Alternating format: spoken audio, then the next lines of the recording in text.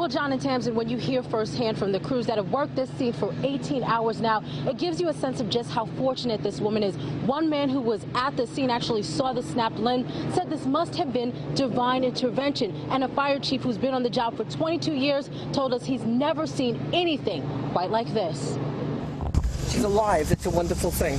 The Epstein family of Great Neck thankful for a near miss and what some are calling a miracle. I think that the girl was surrounded by angels because it was just a matter of pure divine intervention.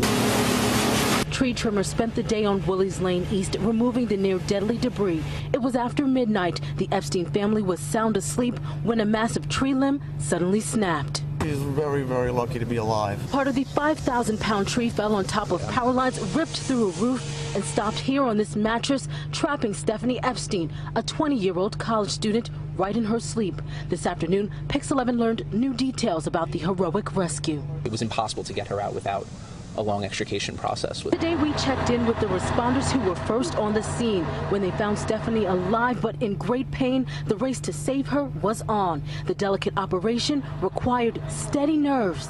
We rely heavily on our training. You don't know what's going to shift. You don't know how stable the house is. You don't know how stable the branches are. You don't know exactly which branches are attached to each other.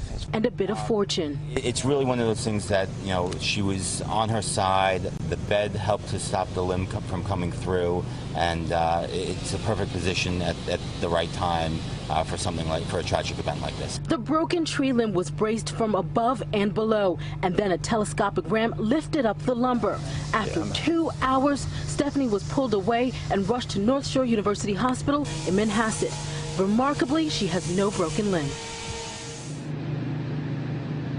John and Tamsin, we've learned a little bit more about Stephanie today. She is a student at SUNY Binghamton. She's home for summer break, and we're told that as she came to at the hospital, she did something that most college students do. She instantly asked for her cell phone charger. So it's certainly good to see a little bit of normalcy after what must have been a truly frightening ordeal. Reporting live in Great Neck, Long Island, Diana Harry, Pix 11 News.